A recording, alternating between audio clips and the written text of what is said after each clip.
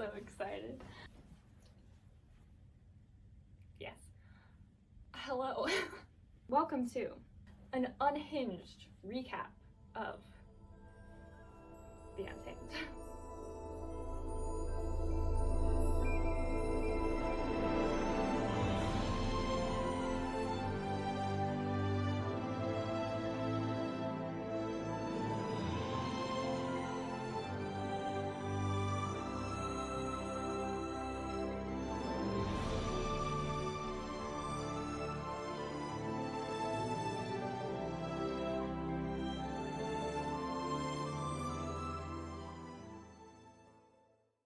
What is The Untamed? Well, I will tell you. The Untamed is a xianjia cultivation TV show that came out in 2019, and it is based off of a book called The Grandmaster of Demonic Cultivation by Mo Manor, which I highly recommend. It is now out in English and many other languages. It has an anime adaptation, but today I will be focusing on the live-action TV show, The Untamed. Xianjia is a fantasy genre in which characters undergo meditation and training to become basically that bitch, okay? Cultivators. Are they cultivating the earth? No, they're cultivating their bodies. So basically, cultivators, you kind of have to be born with a little something to be one in this magical world, and that something is a golden core.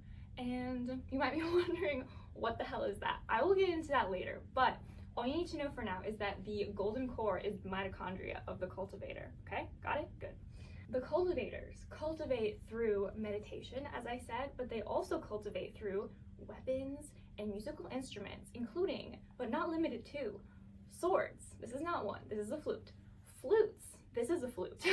Instruments, the lap guitar, which I will get into. It's not actually called that, but anyway. You know, cultivating, and they're basically trying to like reach like, not really godhood, but kind of like immortality sort of. And I wouldn't really say that this is like magic, but I feel like they say it's magic, so it's magic.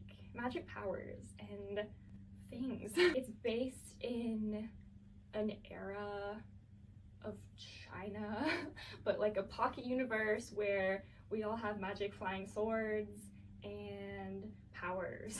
So yeah, because of that, there are some things that are unique to this genre, including names, which I will get into right now. Almost everyone that you see here has 2 to 3 names that they're called in the show. I will explain why. Courtesy names. Courtesy names. What are they? What are they for? What do they mean? What do they do? For example, this man, this is Lanzhan. Lanzhan, that is his birth name. He also, at the same time as he was given his birth name, was given what we call a courtesy name. Courtesy name, Lanzhan, Lanzhan, okay? Now, let's say I am his family member or his best friend on this earth. I want to call him a name that shows that closeness, all right? I would call him Lanzhan. That's his birth name, right? It shows intimacy. Not like that, but you know what I mean. If I were, say, like less close to him, like an acquaintance, or I wanted to like show him respect, I would call him his courtesy name, which is Lanwangji, right? So it basically just shows social distance depending on what character uses it and what name they say. Let's say that I am his bestie that turned into his worstie, right? I might have called him Lanzhan once upon a time because we were besties, and then we became worsties, and then now I might call him Lanwangji as kind of like a diss, because I'm saying that there is distance between us. There's beef, maybe. That does happen in the show, so I'm saying that because it will happen. So like, yeah, courtesy names are a courtesy, but they can also be like, yeah. So everyone pretty much has 2 names. They have their birth name and their courtesy name. But some special people, including Lanzhan Lanwangji, has a 3rd name. And the 3rd name is a very long-winded cultivator title that is given to cultivators when they do an awesome thing. And this title is Ultimate Respect, Ultimate Distance, like, you know, oh my god, right? Lanzhan Namangji. His Awesomeness Cultivator title, which he earned, is Hangguangjun, and Hangguangjun means light-bearing lord. Basically, he said, let there be light onto y'all, and from then on, everyone called him that, okay? So this might be a little bit confusing, but trust me, I'm here to make it more confusing. I will be using names interchangeably because that is what they do in the show, but I will also be referring to people with nicknames because that is just how it made sense to my brain when I watched it the first time. I watched The Untamed for the first time in 2020, February 2020, and I binge watched the entire thing, 50 episodes in about a week and a half because I was going through it. And yeah, basically it just took hold of my life, and here we are 3 years later and it hasn't let go, clearly. 50 episodes, okay? So it's kind of, not really, but sort of split into like 2 time periods, and episodes 1 through 33, which we will be covering in today's video, part 1, are going to be the past, like what happened to lead up to this, like, we'll call it the event, right? And then episodes 34 through 50 are like present once you get to that event, and then like what happens after. So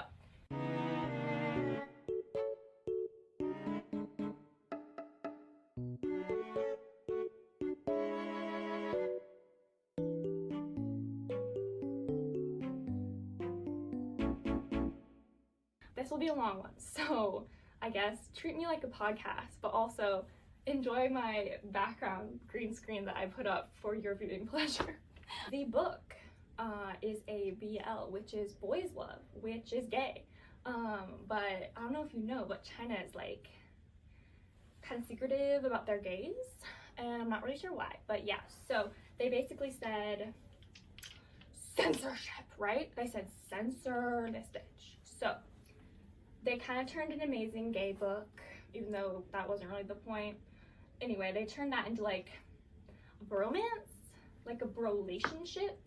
And I'm not really going to talk too much about what may or may not be a hint of gayness, although I might do a subtle, you know, nod to that occasionally when it's just too blindingly obvious, because the director and the writers and the cast did a really good job, in my opinion, of like preserving that soulmate bond, even though they couldn't say it explicitly in certain ways. So I feel like it's still a romance, but just not like super explicit, which, to be honest, I like. I think it's like a great example of, you know, working with what you got. So yeah, I still think it's great. The book, in my opinion, is a separate creation, a separate universe, a separate story from the live action, because they did take a few liberties, there's a few differences, and like in my mind the characters are just different because of what the cast decided to do and what they were kind of allowed to do. So yeah, as you may notice, I have color-coded everybody. That took a while. That is for ease of understanding the clans, okay? So in this cultivation world, there are clans, and clans are kind of like families, but they're also like sects with a T, okay? Clans, sects, whatever, it's the same thing. So yeah, color-coded clans, and I'll explain those colors and the clans. So there are 5 main clans. Like, there are smaller clans too. Some of those are important. I won't get to all of them because there'd be a lot. The clans say where they're from geographic. The clans say they're why can't I fucking say geographical? The clans basically say their geographical location and then their clan name, like their last name basically.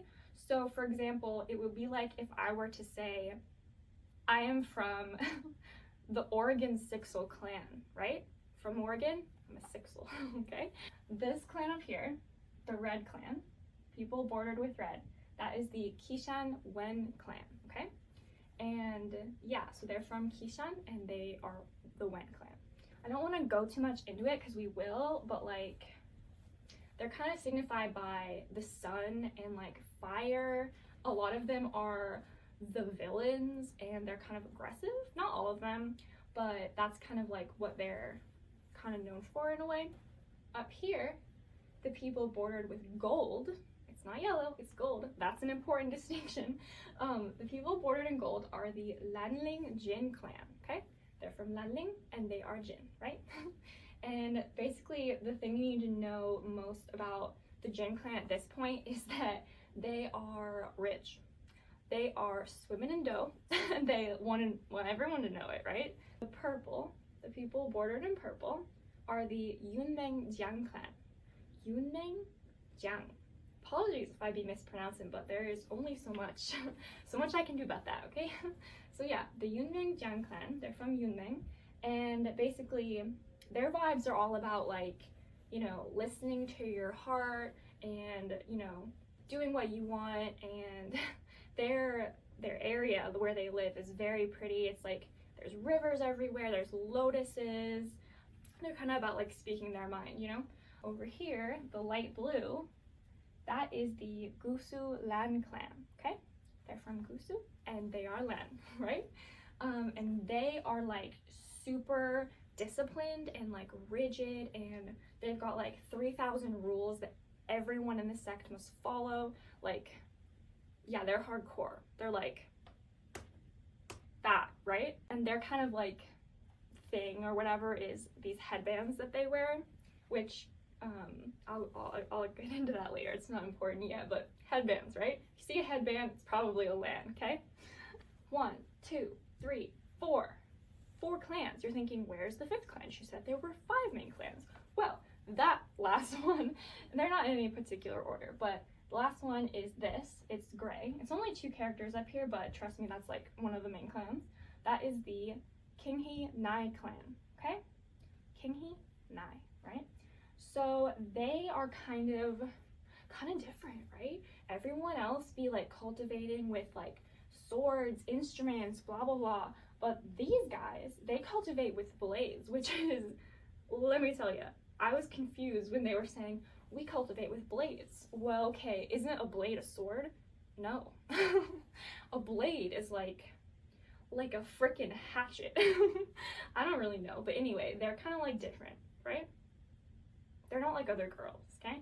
Kind of known for having short tempers and kind of being like, you know, I guess the first one to want to go out and like kill a monster or something. I don't know, they're kind of like other people we have going on.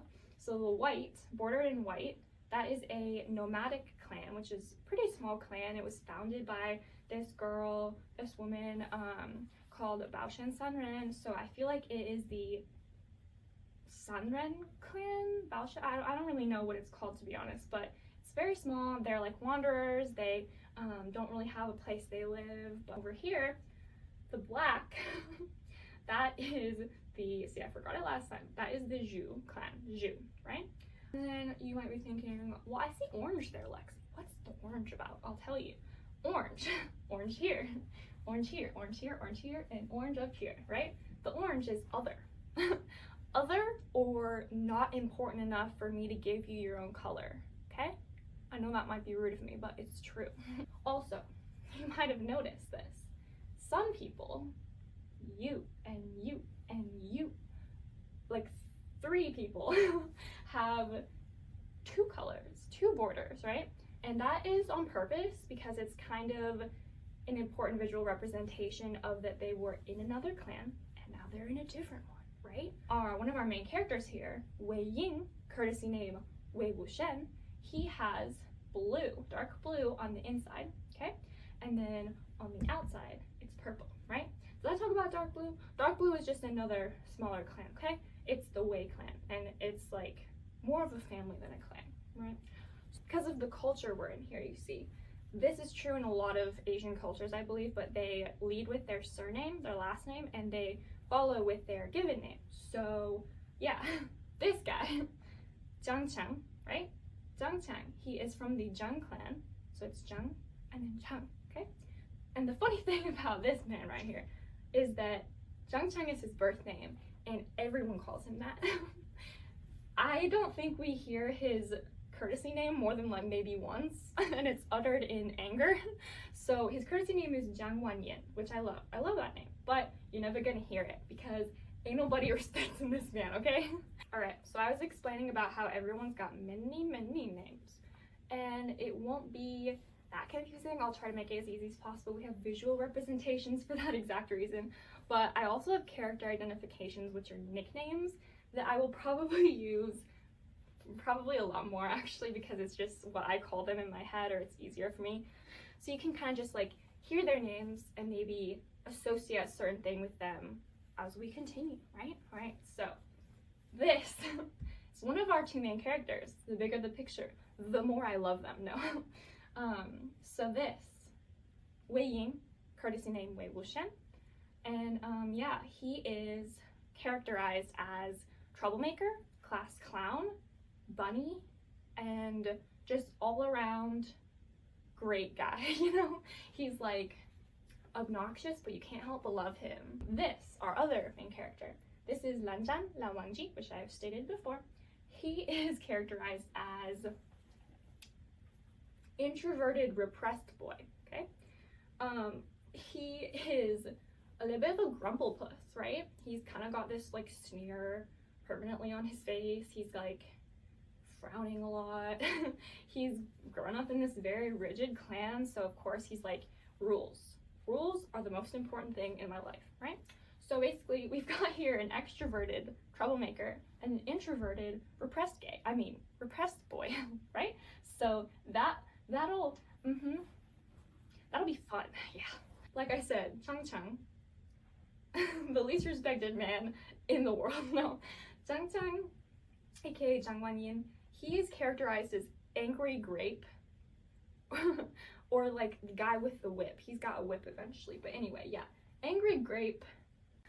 This girl in the purple, this is Jiang Yanli, and she is soup. She is soup girl. Good soup, okay? That's all you need to know.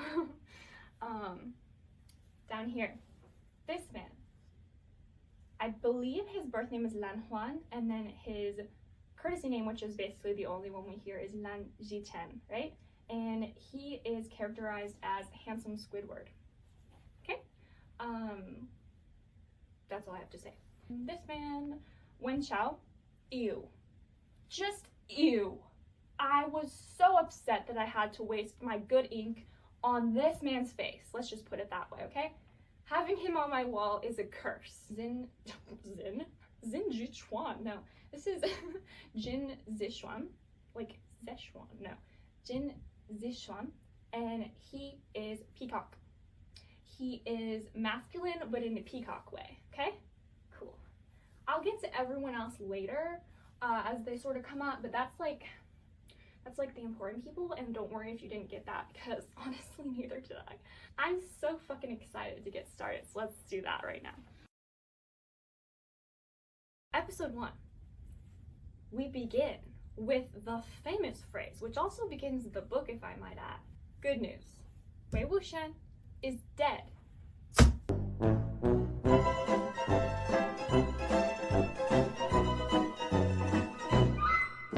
We open in full battle mode, right? There's a battle. It is just rocks, lava, like we're on like a freaking cliff edge. It's like some sort of volcano maybe, okay? It's like people are going at it. And what are they going at? Each other, but also this like swirly gecko looking thing, this like metal lizard, which is like black smoke swirling around, yeeting, right? Left and right.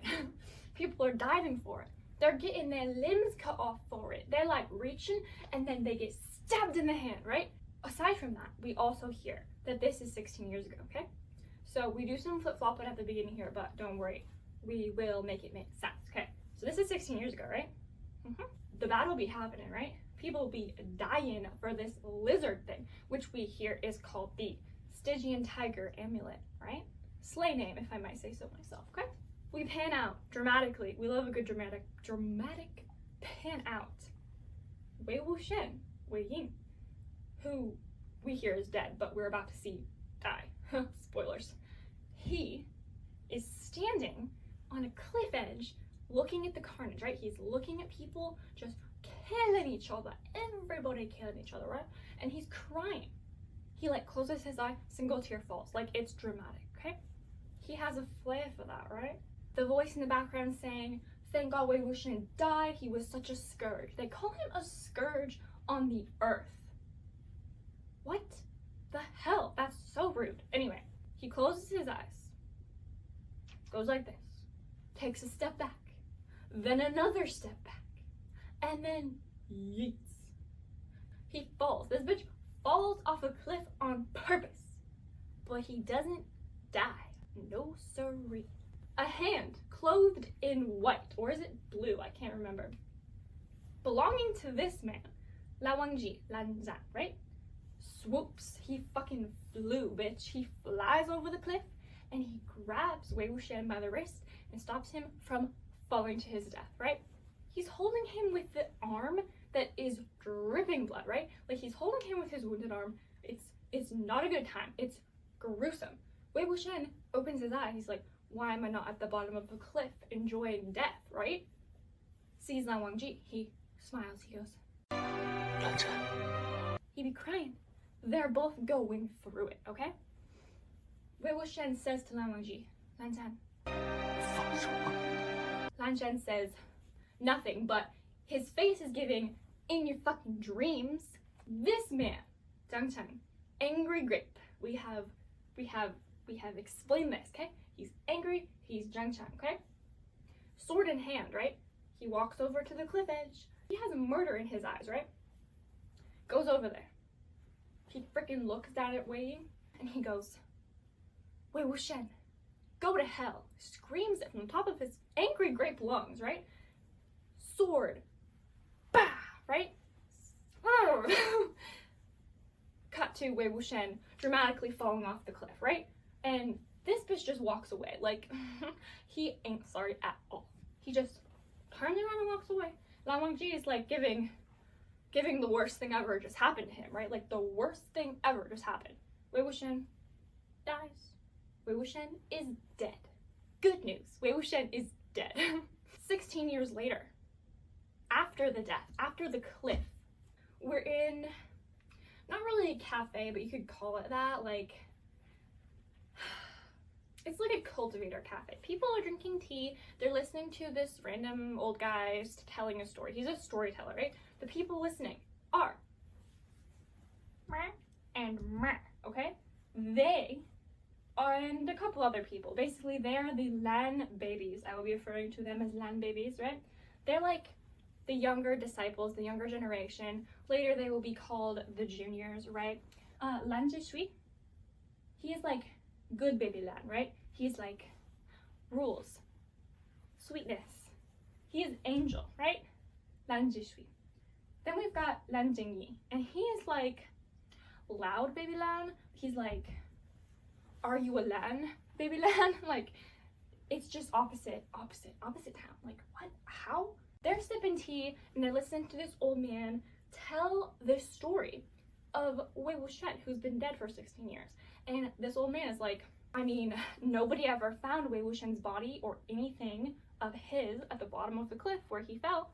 I mean, he could be alive. Who knows? He could come back. I mean, he was like some sort of master of the dark arts, like fucking Severus, Wei Wuxian's Snape. I don't know. So like, could he come back? The babies are like, the man behind the screen at the back of the restaurant, covered in a silk screen so we don't see who he is, goes like this with his fan. The man telling the story kind of looks behind him and hears that, and he's like, oh, he keeps telling the story, right? Like someone clearly wants him to tell this story, right? So he keeps talking about it. He's like, I wish I could come back with, I don't know, like maybe, I don't know. The babies are like, damn, like, that'd be crazy. That'd be like spooky. They're basically like hearing a ghost story, right? Like they're, like, you know? That is the Yilling Patriarch.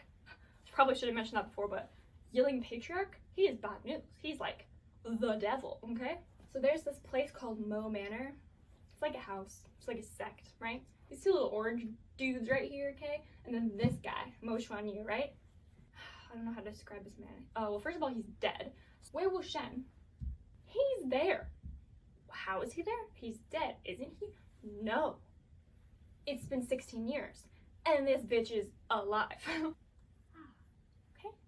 he lives, right? Okay, so Wei Wuxian, he's just in this like room, this like hovel, right, in the Mo like land, kind of like hunched over, like on the floor, like rocking back and forth.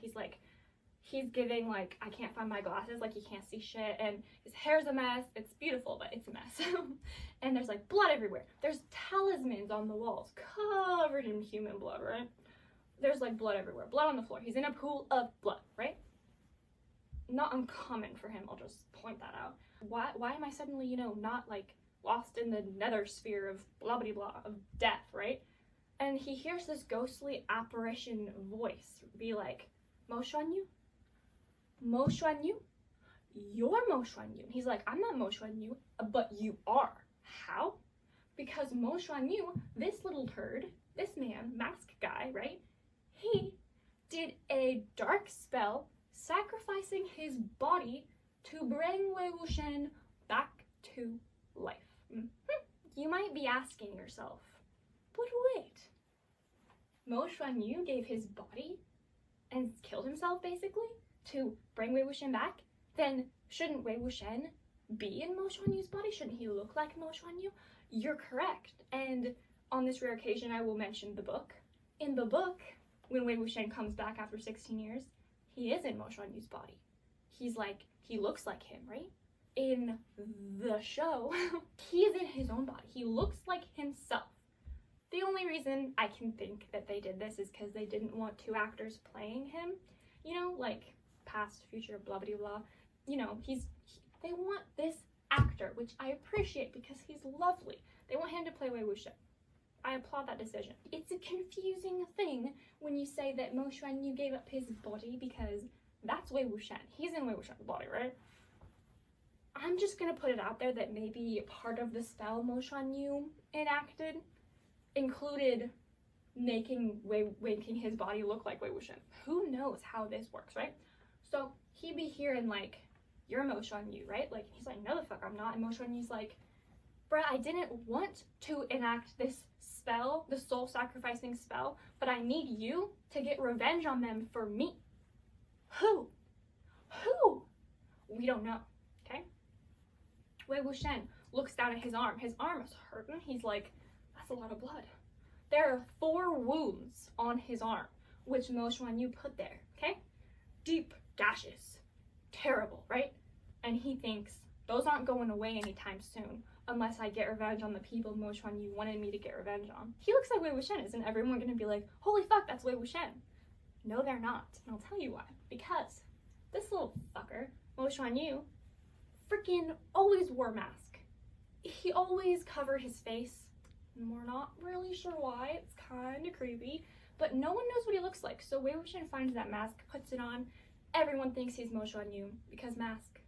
The power of mask, right? Okay. He's still rolling around in blood being like, huh? What? Life?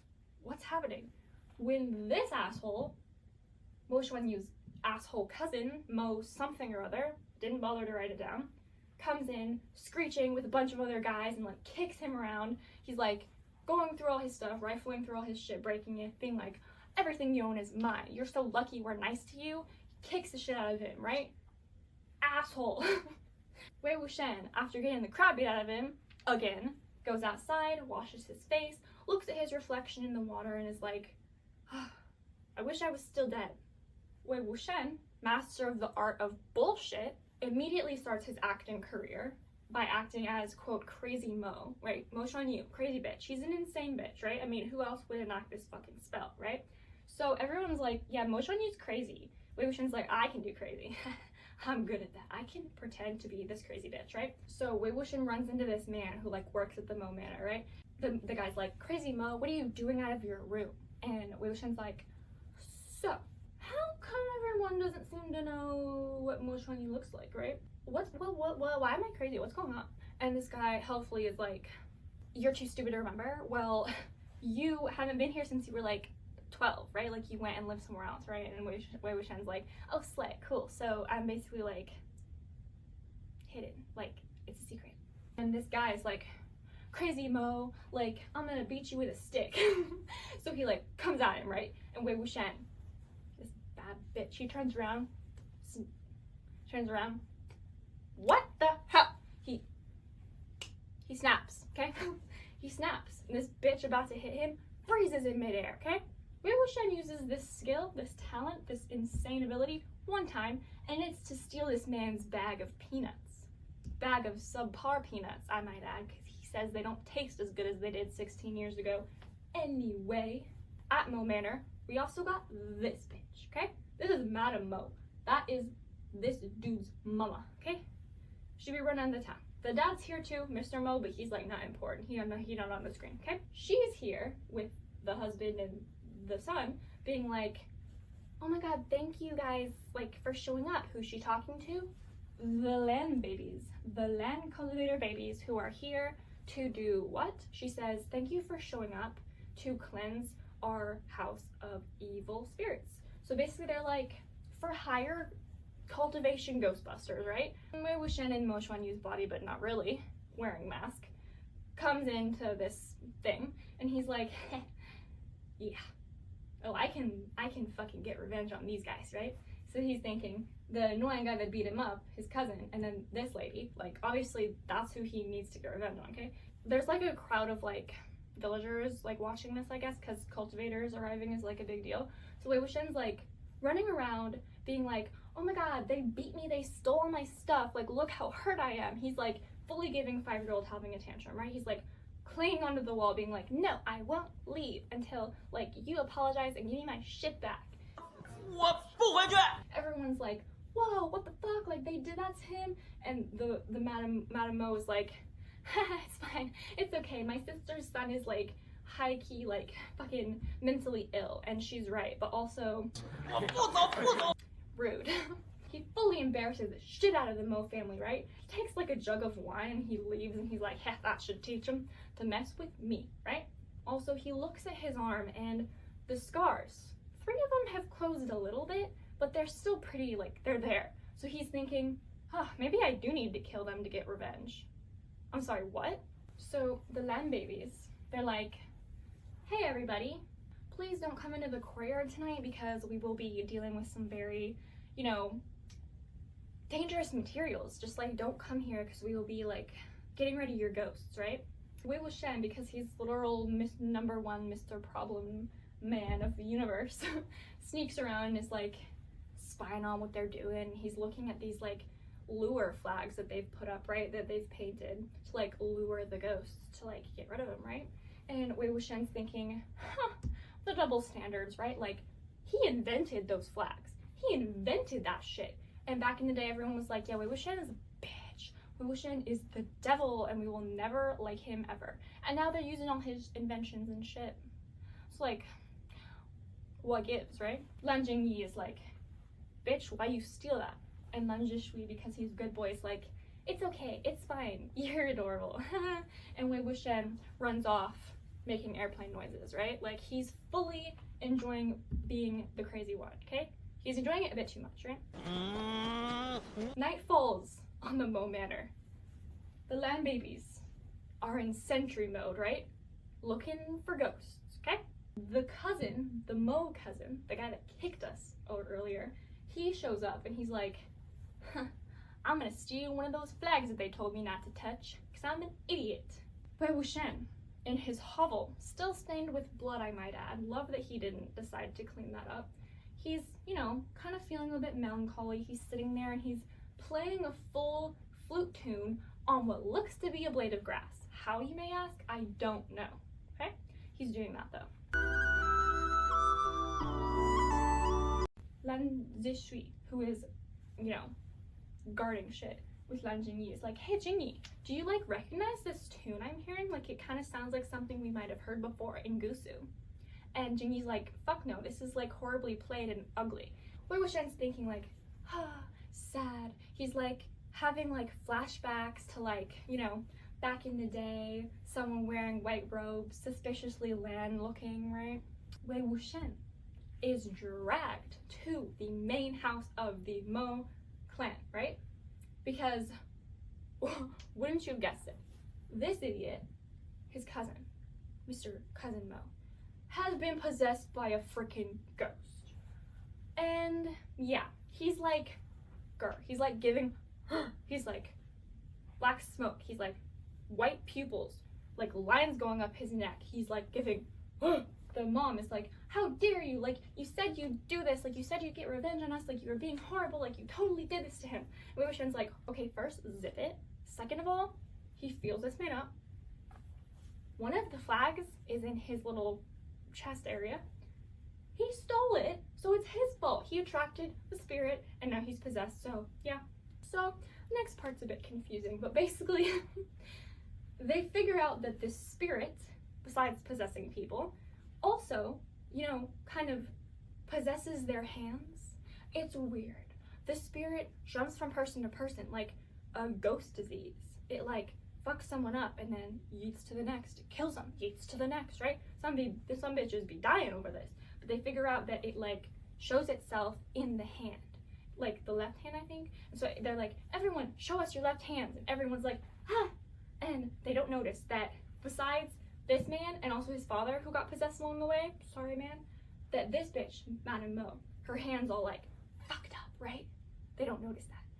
Wei Wuxian saves Lanzhan at the last second from being a Lan Shishkaba, right? Because because Madame Mo's hand is like all freaking blah, and she's like blah, and yeah, almost skewers the little baby. So we save him. I love this hand. This is funny every time. It's literally just like blah, blah, blah. So anyway, that's happening. She is attacking the Lan disciples. They are fighting back. Wei Wuxian's like trying to stay out of the fucking way, right? The Lan babies are like, oh my god, like this is actually like kind of difficult. Not that they're not trying, they're doing good, but they're like, hey, so maybe we should like call Han Guangjun. Han Guang who? Han Guangjun. Lanzhan, Lan Wangji. Wei Wuxian is like, actually, can you maybe not do that? And they're like, no, we're going to. So they set off a signal flare, which is like a firework, and it goes, pew, pew. Lan symbol in the sky. Wei Wuxian is like, well, fuck. He goes over to cousin and the dad, who's not pictured, okay? And Wei Wuxian's like, time to wrap this shit up, right? He's like, that was a shitty snap. He's like, time to get to work, boys. And this bitch and the dad fucking open their white pupils and start fighting the possessed by this ghost still mom. But now they're fighting against her, suddenly being controlled by Wei Wuxian. I'm sorry, Wei Wuxian can control who now? Ghosts, spirits, whatever the fuck they are? That's new. That's weird. They're doing a pretty kick-ass job. Like, they're kind of containing her. Low-key, this is funny to me because they're a family and they're just like fucking fighting. They're like flipping and like, you know, punching the shit out of each other, right? But it's not enough, right? It's like the babies are still in like danger, right? So, moments before disaster, of course. He's known for that, right? Lanzhan, Lan Wangji, freaking ascends from the roof, okay? He's giving swan, right? He's a graceful swan of a man, right? He has his lap guitar, which I should stop calling it that. It's a guquin, okay? And he's strumming it, okay? He's like, strum, whoop, and the music notes of magic freaking make these bitches fall to their knees. Like, he controls them. That's sexy. So the babies, the ducklings are like, Han Guangjun, oh my god, you're here. And Wei Wuxian is like, more secretly, aw, Lanzhan. He looks like he's going to a funeral. He always wears white. Haha, memories. Okay? Lan Wangji, who has subdued all these bitches, basically yeets the spirit into the open, and the spirit kind of goes into this sword lying there. He grabs the sword, he brings the sword up, and he goes like this. The sword starts glowing, or smoking something. Black smoke. It's demonic, whatever it is, right? And he gets this look in his eyes like, what the fuck, what the fuck, what the fuck? And the Lan babies are like, Han Guangjun, is that what I think it is? This sword spirit, because apparently it's a sword spirit, has remnants of the Stygian tiger amulet. And if you are paying attention, that is the thing that everyone was getting their fucking hands stabbed over at the beginning 16 years ago, okay? How does it have remnants of the Stygian tiger amulet, you may ask? Nobody fucking knows, okay? Wei Wuxian yeets away. Lan Wangji hears a pitter-patter of something. He's thinking, could Wei Wuxian be back? The juniors are like, could Wei Wuxian be back? That's impossible, right? And like, he escapes. He doesn't find him. Wei Wuxian is a crafty son of a bitch. He's gone. If he wants to be gone, he's gone, and he's gone, okay? I would like to point out that while I don't think this family died, they're also not doing well, okay? They like got possessed, and after the ghost left them, they're kind of just like they basically died, okay? They died, but they didn't die, okay? They're dead. We'll call them dead. Wei Wuxian checks his scar arm, and 3 of the 4 wounds are closed, meaning he successfully got revenge on these 3 assholes, okay? The 3rd asshole is the dad who I didn't post, right? Okay, so that's slay. He didn't have to kill anyone directly, but he still got Mo Yu's revenge. Awesome. There's 1 scar left, 1 wound left. Who could it be for? We'll find out in like 50 episodes, okay? The old man from the beginning, who was telling the stories to the land babies, right? Walks out of his shop, chewing on a hunk of gold, and he's thinking, oh my god, slay! I can't believe just for telling a bunch of stories about Wei Wuxian, that guy gave me so much gold. Who? Who paid you to tell stories of Wei Wuxian? We will never know. I know, but you might not, unless you pay attention, okay? Wei Wuxian walks around the corner with a donkey. I don't know how this man purchased a donkey, but he did, okay? It is also possible that Wei Wuxian stole this donkey, which makes a bit more sense because he seems like a donkey thief. The episode ends with donkey theft, okay? He walks off, he's leaving. He's like, I gotta lay low. Lanzhan can't find me, okay? Lanzhan be looking, but Wei Wuxian isn't there. Where we're at, Wei Wuxian, who was dead 16 years ago, is now back 16 years later undead. In Mo Yu's body, but not really. It's a weird thing. Dead people include Mo Yu, who sacrificed his bitch-ass body so that we could be back. Thank you, son. That was nice of you. And like I said, I don't know if they're dead, but they're definitely not doing good, so I'm gonna say they're dead. Okay.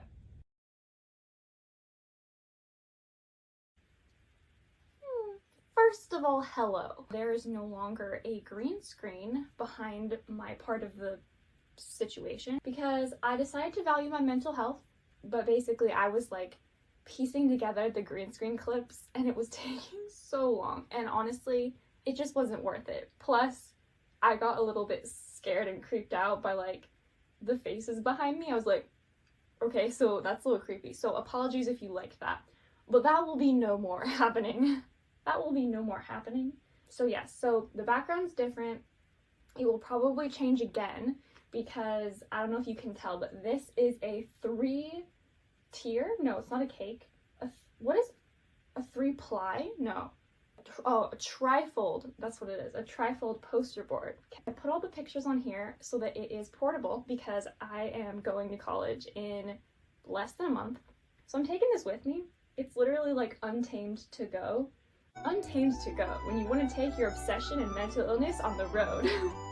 But for real, I'm taking this with me, so I'm going to try and film episodes there, and oh my god, please pray for my soul because, ooh, what am I thinking? Oh yeah, also, I am no longer wearing full Wei Wuxian garb because when I was filming, I was dying. It was so sweaty. So I'm just kind of wearing a more modern version of Wei Wuxian's situation, robe, the outer robe, and I still have my flute. So, alright, episode 2.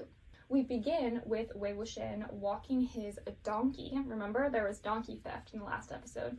Anyway, he's walking it down a stream, and he eventually makes his way to this, I forgot the name of it last time, watering hole, waterfall, no, it's a well. It's literally a well, okay. He makes his way to this well, takes a sip of water, and then this group of randos walks up, and they're like, oh my god, it's like so hot, I'm dying, and they go and drink water, and Wei Wuxian puts his mask back on and is like, ew, people. There's this woman just like running around and like giggling, and like she's giving cuckoo she's a little bit, right? And Wei Wuxian's just kind of listening to these 2 cultivating dudes in this like group be like, they're on their way to this mountain called Dafan Mountain because nearby they've heard that souls are getting snatched, like human souls. They're getting like... Alright, so Wei Wuxian's trying to get his stubborn ass to move it, and by ass I mean donkey. He's trying to move his donkey, right? This donkey is like, no. So this crazy woman who's been running around in the group comes over and is like, donkey! She brings an apple over and gives it to Wei Wuxian, and he's like, thank you, crazy woman. And he gives it to the donkey. The donkey finally follows him, right? So, you know, that is how the donkey got its name. Is there a children's book called that? No. Anyway, the donkey is now called Little Apple. He's right here. Yes, I put the donkey on the board. He's an important character, okay? Right, so Wei Wuxian moves along with his donkey, and he climbs this, like, really pointy, tall mountain, because apparently that's nearby. He hears screams in the forest, and because he is... What are you? An idiot sandwich. The way he is, he goes towards them. Anyway, he finds a group of cultivators in the forest trapped in a bunch of nets, right? These are like spirit capture nets. Somehow the humans got trapped in them. Before Wei Wuxian can do anything, this youth clad in yellow over here swoops out and is like talking to all the people in the nets, and he's like, you guys are so stupid, like why couldn't you stay out of the nets? Those are just gonna leave you here, right? Like he's kind of crabby. He's like kind of like, He's also baby. I'm pretty sure he might be the youngest person like so far in the show. This is Jinling, and I will get into more about him in a second, but yeah, meet Jinling. He's not happy to see you. The crazy woman, who I don't think she's up here, but her name is Yan. Anyway, she runs through the forest and she's like, apple, apple, craziness, and the donkey hears its name. Apple hears its name and follows her, and basically drags Wei Wuxian down the hill into the forest and drops him at Jinling's feet. Wei Wuxian's still wearing his mask, by the way. So Jinling kind of looks down at him and he's like, you! What are you doing here? Wei Wuxian's like, me? What do you mean me? Mo Xuanyu. You crazy bitch. How did you get here, right? So Jinling thinks that this is Mo Xuanyu. Also, he seems to know Mo Xuanyu. Interesting. Wei Wuxian is like, yeah, haha, it's me, whatever. And we find out that Mo Xuanyu, is the bastard son of the former Jin clan leader, okay? So I don't really need to go too deep into that, but anyway, that's this freaky man right here. He's a little freaky guy, slimy ball of slime. And so technically Mo Xuanyu is like Jinling's uncle. I've connected the two dots. You didn't connect shit, but I've connected them. Anyway, they fight for a while because Jinling is like, you know, calling him like a psycho or whatever, and Wei Wuxian just isn't having it with the youths these days. So he says, clearly you lack some maternal education. Like, ooh, this, yikes. And Jinling freaks the fuck out, and he's like about to go at Wei Wuxian with his sword. So he sticks Jinling with one of these bad boys. Beep. I didn't put glue on this, but pretend I did. This is a little paper man, okay? And it's kind of like a talisman. Wei Wuxian is kind of, you know, known for these. Anyway, this gets stuck on the back of Jinling, right? And he falls to the ground and cannot get up. So Wei Wuxian is a nice person. He cuts down all the nets holding all the cultivators and they scurry away, right? And Jinling is like, you know, trying to get up, but he can't. He's like, you'll be sorry when my uncle gets here. And Wei Wuxian's like, who's your uncle, kid? And then we hear a booming voice from the forest go, I am. Any last words? Enter Zhang Cheng, Zhang Wanyin, my love, and the angriest grape you've ever seen, right?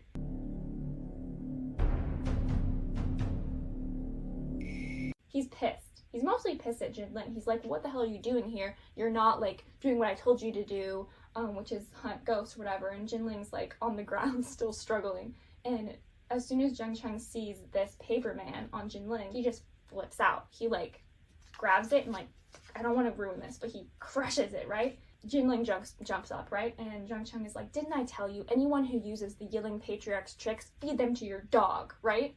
Wei Wuxian's like, I need to get out of here. Before Zhang Cheng can, like, do anything or even get close, this, like, glowing arc, shoo, cuts through the forest, right? And blocks his sword.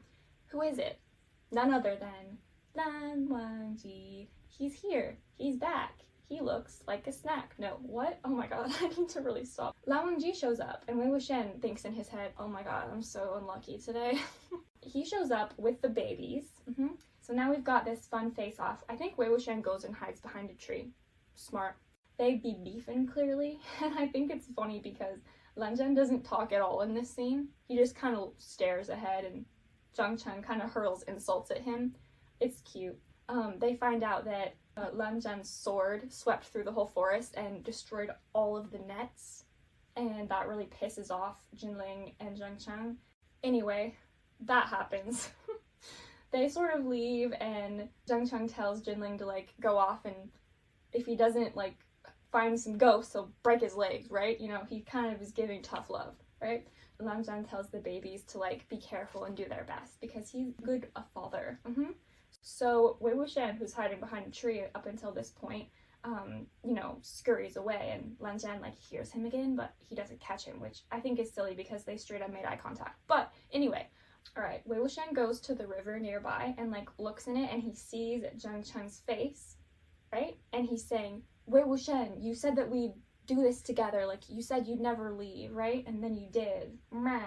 And then Wei Wuxian sees this girl, Zhang Yanli, and she's like, Xian, like she calls him Xian because she's an elder sister. She's his sister, by the way. Should I have maybe mentioned that? Anyway, that's his brother. Zhang Cheng is his brother, and this is his sister, Zhang Yanli, and she's, you know, saying all sweet things, and Wei Wuxian starts like crying, and he reaches for her, but it's just like a vision in the water, and she disappears, and it's really sad. He realizes that Jinling is his sister's son, so that's like his little freaking nephew, right? Is that correct?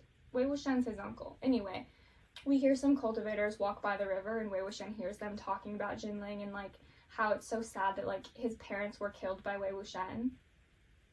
We'll get back to that. So the Lan Juniors, right, who are, you know, looking around for ghosts at Dafan Mountain, they go near it and they find this old gravesite. It's run by this old creepy man who's like, hey guys, what are you doing on this here field trip? Oh yeah, go up there to Dafan Mountain, some weird shit's going down, right? They don't hear the old man be like, hey, wait a second, the statue that's in that mountain, like, moves. They don't hear that. They just run off, right? I really wish that they'd stuck around to hear that because, Wei Wuxian wakes up from his nap because he took a nap by the river after sad times, and he realizes that Little Apple, his donkey, is eating glowing grass. And he's like, damn, this donkey really has good taste. He's only eating soul-eating grass, which is like the best grass, right? The sparkly grass apparently grows by cultivators' graves, and it soaks up all their spiritual energy, right? So he's like, there must be a lot of powerful cultivators buried nearby. He goes and he finds the grave that the babies were at, right?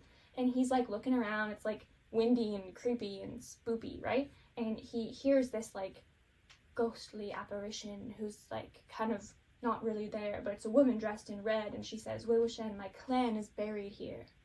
And Wei Wuxian's like, And then he remembers something from the past. He remembers something. He's like, it's not a soul-eating statue. Like, he remembers there's a statue somewhere in Dafan Mountain. And he's like, oh shit, Jinling, who's going to look for it, is in danger. So he runs off, right? So at the temple, which is at the top of Dafan Mountain, the juniors are there, the babies. So we've got Sishui and Jingyi, and then a bunch of other, like, babies. Jinling's here, and he's being all prissy and, like, bitchy, and he's like, I wish that the monster of Dafan Mountain would appear before me right now. And they're all like, why would you fucking say that? And then this statue that's like in the temple, freaking, it comes to life. Anyway, it looks like a big woman, like a big dancing stone statue of a woman, right? And it starts to move, and uh-oh, it's like really huge. Wei Wuxian bursts in, and he's like, everyone out, now! And he tries to stop the thing with a talisman, but it shakes it right off, okay? So they all run out of there, being chased by like a 60 fucking foot stone woman, right? Yikes. And the babies are like, how'd you know that it wasn't a soul-eating monster? And Wei Wuxian's like, you have to investigate you with your surroundings, little ones. You will learn once you're as old as I. He's like ridiculous. Anyway, he explains that he knew it wasn't a soul-eating monster because all of the soul grass that was nearby and like growing in the graves would have been all sucked up by this monster if it was like a soul eater, because it would have like wanted all that energy. But since it was still there, obviously it's not a soul eating monster. Lan Jingyi, who's actually fucking paying attention, is like, hey wait, aren't you Mo Yu? So you're not actually crazy. Because earlier you were acting crazy, but clearly you're not, because you know what the fuck's happening. Wei Wuxian's like, anyway, So can anybody, he's fully having like a class right now. He's like, all right, babies, line up. Let's all talk through what we think the monster is. All right, suddenly Jinling runs down the path being chased by the monster. We had a little moment between, but yeah, he's still being chased by a monster. The monster's like, dum, dum. No, it's not doing that, but it's back, right? And Wei Wuxian is like, Jinling, set off your signal flare so that Zhang Chen can come like save your ass, right? And he's like, he says nothing. He's not listening. He wants to prove himself to his uncle, and so he starts shooting arrows at this stone beast thing, which is super fucking helpful and doing absolutely jack shit. He also goes at it with his sword and gets smacked away, and it's really funny. This stone lady's like picking cultivators up, shaking them around. Anyway, Wei Wuxian chops up a bunch of bamboo and makes a flute in like 2 seconds, right? Alright, so Jinling is about to be absolutely freaking squashed by this stone woman, and so right before that happens, Wei Wuxian's playing, like, draws out this crazy thing from the forest, and it's this, like, dude who's, like, ghostly looking, right? He's, like, all pale with, like, black eyes and, like, black clothes. He's got chains coming off of his arms, like, he's a crazy man. And he swoops out and he starts fighting the stone lady, right? Saving Jinling and everyone. Everyone else is freaking out because they're like, oh my god, it's the ghost general. How is he here? He was supposed to die 16 years ago with Wei Wuxian. Wei Wuxian, on the other hand, is freaking out going, Wenying? How's Wenying here? He's supposed to be dead. Like, he's fully, like, seeing a ghost. So he keeps playing, though, because he doesn't, like, want anyone to get hurt. And Wenying, like, fully destroys the stone thing. Like, it bursts and just disappears. And Wei Wuxian's like, oh, that wasn't real. He goes, that was an illusion? Could it have been for me to draw Wenying out into the open? Interesting. A good thought to have. So now that the stone lady is like gone, right? Everyone around is like, oh my god, Wenying, like, oh my god, we have to kill him. So they all try to kill Wenying, and Wei Wuxian just like instinctively keeps playing his flute to control Wenying. Eventually he's realizing that he says, I'm playing too fierce, I need to calm him down so he doesn't hurt anyone, right? So he starts playing the tune that we heard him play on A Blade of Grass in the first episode, and it's also the best song on this earth, and he's playing it, and it's beautiful. So Wei Wuxian calms Wenying down with his melodic flute playing, and as he's like slowly leading him away, right, he stops because he accidentally backs up and runs into Lanzhan, Wangji. And we have one of the most important scenes in the entire show.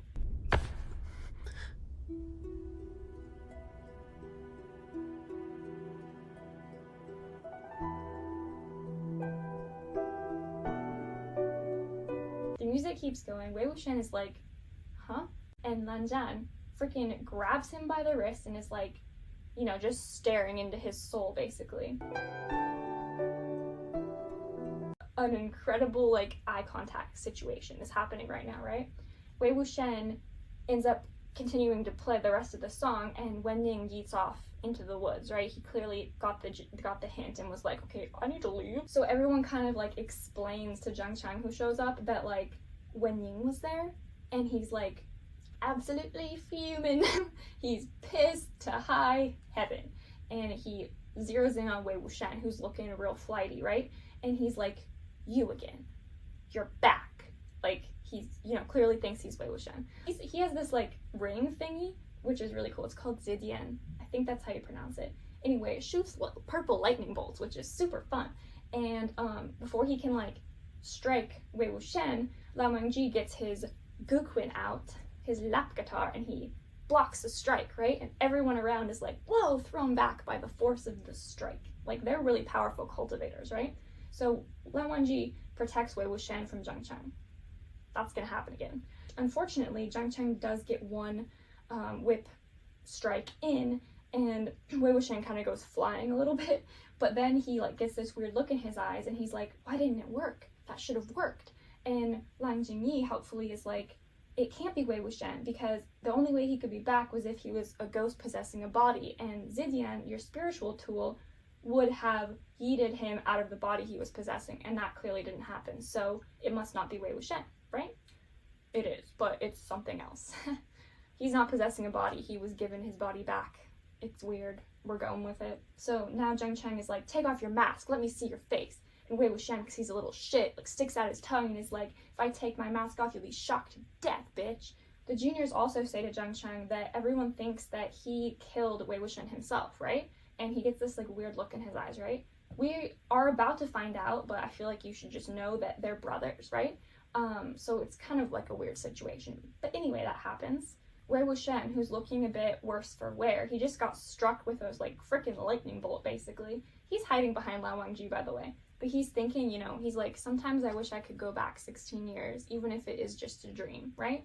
And then he faints. Suddenly we're back 16 years. And then, oh my god, it's gooey. So we are now back. There's a cat here. Gooey, I'm trying to do something. Please. Gooey, you're moving all my shit. Anyway, so we are back 16 years now.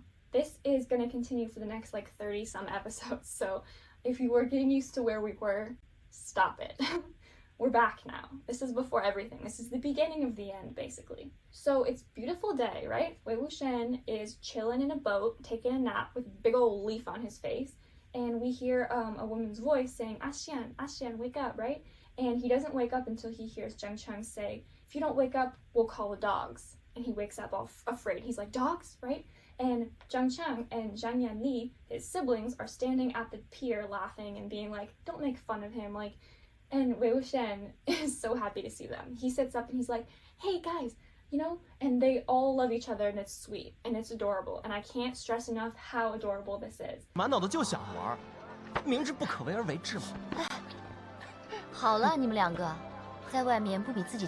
These are the three siblings of the Yunmengjiang clan, and they love each other to pieces, right? I will just point this out because I feel like it's important to note. Wei Wuxian is their adopted brother. These two are actually related, but he joined their family when he was 4. We'll explain more on that later, but just so you know. Also, Zhang Yanli, oldest sibling. Wei Wuxian, middle sibling. Zheng Cheng, youngest sibling. And I feel like that speaks for itself. So the three of them walk around town and they talk about how they're in Kaiyi town, right? They're there with a couple of other Zheng disciples because they're on their way to Gusu Lan.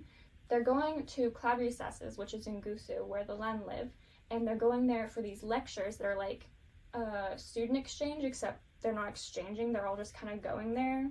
Anyway, the Gusu Lan are like super like books and rules and smartness, so it's kind of a big deal that they're going. Like, they're representing their clan, right? And Zheng Cheng is like talking to Yanli and he's like, Wei Wuxian is gonna get us in trouble, like he's gonna make our sect look bad, he's too rambunctious, and he's clearly like wanting everything to go well. And Yanli is like, you know, he's always been that way and he's just a cutie patootie, so let's just let him be. Wei Wuxian can't stop talking about getting drunk, so Zheng Cheng might be on to something, maybe. So that ends episode 2. We will continue on in this past world and go to Cloud Recesses and all that fun stuff next time. I have no idea when the next video will be because I'm moving soon. But yeah, where we're at is the past. Anyway, that's all I have to say about this. Yeah, so I guess let me know what you liked about this, what you hated about this. Actually, don't tell me what you hated about this because that'll make me sad because I worked really hard on this. Anyway, I will be back when I'm back with episode 3, 4, 5, and so on. And yeah, if you have any suggestions for things I could like try to make these videos better, that would be great. I don't really know what else. I'm excited. This is my portable mental illness in a box. So yeah, I'm just gonna take this with me to college and do my best, right?